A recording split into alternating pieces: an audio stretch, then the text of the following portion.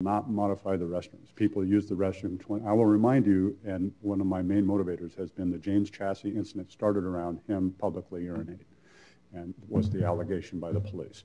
And I think people have the need and the right to use the restroom 24 hours a day. So, now, having said that, it should be placed in a location that is as least obtrusive and most complementary to each area that it's in as possible. And in fact, the one at 5th and Gleason was done exactly that way. We contacted all the businesses and had that discussion with them first. We will do the same with your neighborhood. So, Commissioner, if I could just summarize what I think I heard you say, and that is that you're relying on the neighborhood process for determining the appropriateness of Jamison Square. And I communicated back to the neighborhood that I'm not satisfied that the affirmation we've got from the association is the final word until this has been resolved. We have put the Jamison's Lou on the list, but at the bottom until you guys all work it out. So you know, it's Wednesday and maybe I'm not fully awake yet, but I think you've got what you've came here asking for. I think that is well appreciated, and we will go back to the association, and hopefully this time around we will have the opportunity to make our voices heard. But I want it to be clear that it should be a discussion about where the most appropriate place is, and not whether or not there should be one. Right, yes, but as you said, in the Pearl area there are lots of opportunities to place a loo that would be. But the moms made it clear it should be someplace close to the park, yes. And just a positive discussion trying to figure out the where appropriate that place would be the best. Exactly, where that. I appreciate that. Thank you for your time. Thank you very much. Commissioner Fish. I appreciate the people from Tanner, the people from Tanner Place being here. I've actually heard from some people in Tanner Place that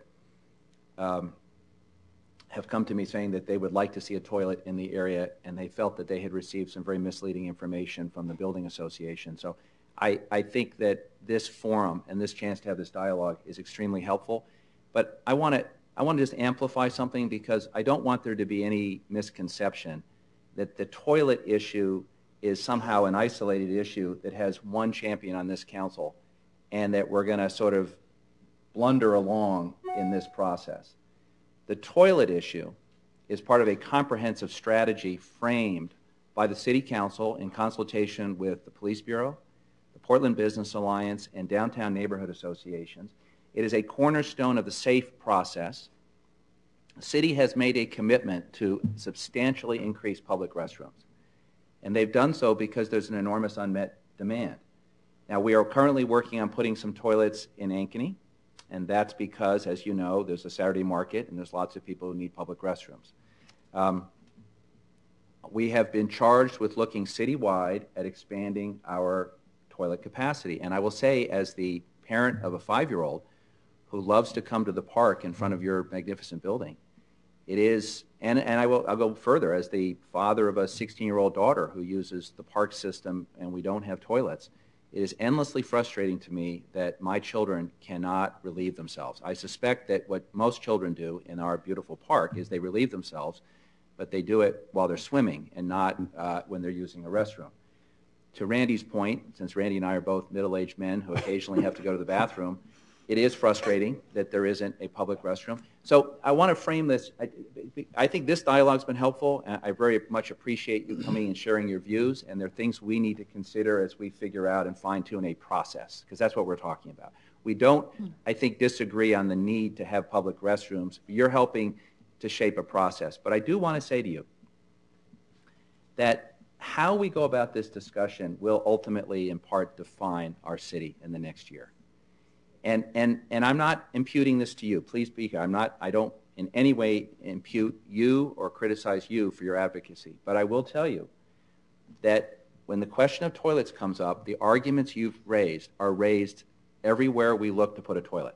The same issues. And I'm not, again, maligning your right to raise them for this site, and there may be a better site, or maybe this isn't the right site. But the same arguments are raised. Recently, the city was required to find a place for a winter warming center where people who are sick and on the streets could go during a winter emergency so they would literally not die in the street. And we found a location not far from where you live, other side of Burnside, and it will not surprise you that all of the residential condo owners and all the businesses sign petitions saying this is an inappropriate location and it will enhance crime and blight and will detract from our neighborhood.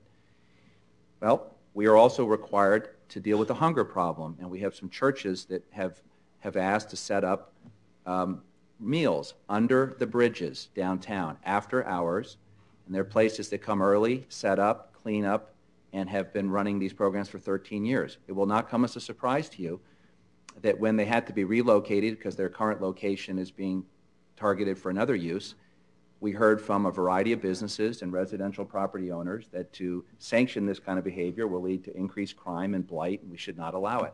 So I want to put it in the broader context that just so you know that we are trying to find places for restrooms for people. And those people include homeless people, they include people who are housed, they include older adults and children. We want to find places for restrooms.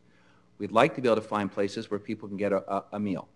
And we are looking aggressively to meet that need. We also need to find, ma'am, please don't sigh. This may be frustrating to you, but it is part of our core obligation as a city. And we have 1,600 people who sleep on the street that I'm responsible for. Sir, please do not misunderstand. No, ma'am, I don't want to get an engagement, but the eye rolling and the sighing does not serve your cause. Does not serve your cause. Does not serve your cause. Ma'am, you're out of order. You're welcome to sign up for communications if you want at future council meetings, but city council, you don't interrupt the person talking. You're welcome to sign up for future communications. This is not, you're out of order, ma'am. Ma'am, you're out of order. This is not, these are the protocols. These are the protocols of this chamber, and you're out of order. I think this has been a respectful discussion until now, and I think we should keep it at a higher plane.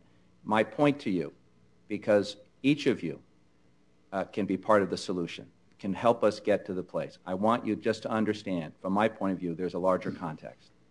And that context is how we as a growing city meet the needs of lots of people.